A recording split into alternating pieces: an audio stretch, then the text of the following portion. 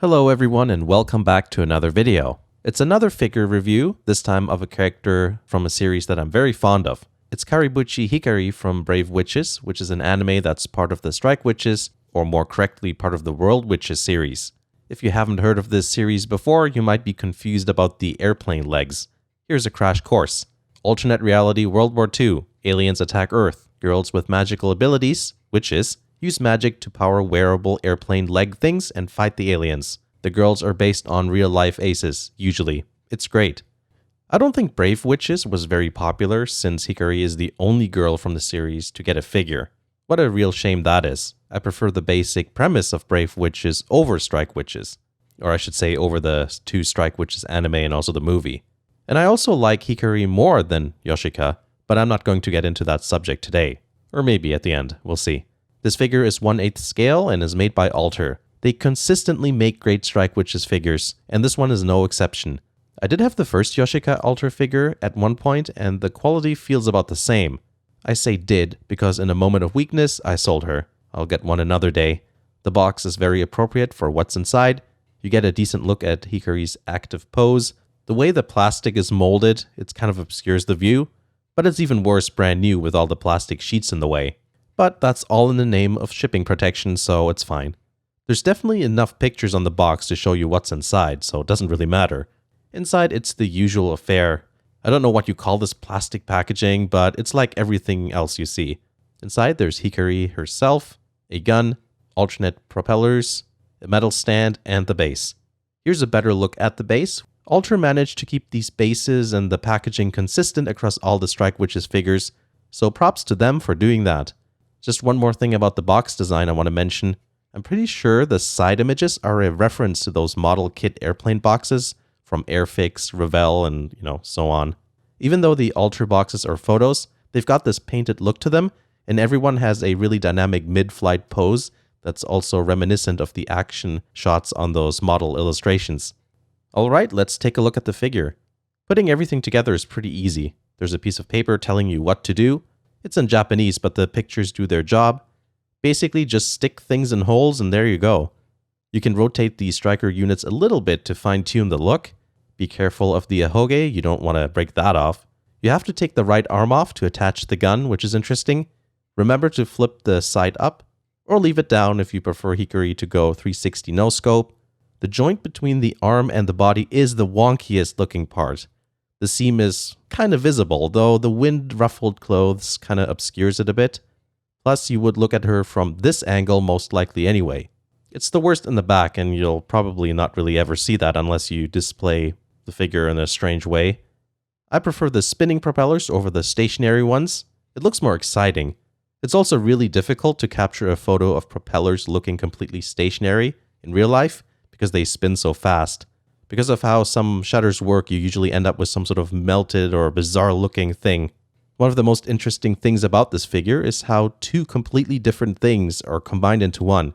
You've got Hikari, a human being, and the striker units, which are machines. As someone who has done art throughout his entire life and took graphic design in college, I've always found combining organic and mechanical elements a challenging thing. But the figure looks great. The striker units are really well detailed. You can make out the individual panels on the fuselage, the shapes are consistent, and the vents look convincing. There's real depth there. It's also well painted. The lines on the stripes and also the logos are crisp and sharp. The Brave Witches logo on the tail is very detailed.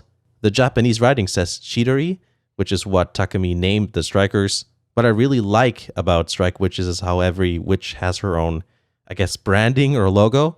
It's usually related to whatever their familiar is. In Hikari's case, it's a squirrel. Interestingly, it's only found on the left unit, not on the right. I'll have to pay attention to the anime the next time I watch it to see if that's a detail they even bothered to include. The only thing that would have made the strikers look even better would be if they were weathered rather than looking brand new. There's a great scene in the anime where Takumi looks at this particular set of strikers, and there's a close-up of the paint all chipped and scratched. Even though the strikers were originally hers, it's as if they became Hikari's over time. And in that scene, it's as if Takumi realizes this. Maybe I can just dry brush a hint of silver over the units. It's all in the details, and I think that would have been a great detail to include. Hikari herself looks great. There's nothing that seems off. The hair is really well done, and there's even a weightless look to it as if captured in mid-motion, which is really what this entire line of figures is all about. The clothing is a highlight too. Her sailor outfit is very ruffled from the wind, and how it shapes around her body really gives a sense of movement. I'm impressed. It looks so realistic. It's almost as if you can tell she's turning to the left because of the creases in her clothes. It's also not shiny, which is good. Even some really popular figures feature shiny clothes that shouldn't be there. Thankfully, Alter seems to care about this sort of thing, which is why Hikari's swimsuit underneath is actually shiny, because it's supposed to be. Overall, I really like this figure, and if I could only have one Strike Witches figure, it'd be this one. I'm a fan of how Hikari approaches things compared to Yoshika as a protagonist. Yoshika is more like the traditional protagonist with great power, but at the same time is reluctant to go and fight, and also has trouble controlling her powers and making use of them. Hikari is the opposite. She's someone who has low magical capabilities, but works really hard in order to achieve her goals. It's a talent versus hard work situation. And I think having the focus of the story be about working harder and not giving up is much more powerful. Apparently people don't agree with me because it wasn't popular as a show. Occasionally I'll see people talk about Brave Witches in YouTube comments or posts on forums or, social media places. And usually it's the same sort of stuff. They call Hikari a Yoshika clone and dismiss the series as not as good as Strike Witches. So what they do is confirm a suspicion they have, just because Hikari looks similar to Yoshika. The whole first episode of Brave Witches literally shows how Hikari is completely the opposite of Yoshika in her approach. It's such a great story of growth and perseverance. But I'll talk about that some other time. I've got a lot to say about the World Witches series, and hopefully I'll be able to do that at length in the future. Hopefully you enjoyed the review of the figure from Alter here. Thanks for watching, and I'll see you again in the next video.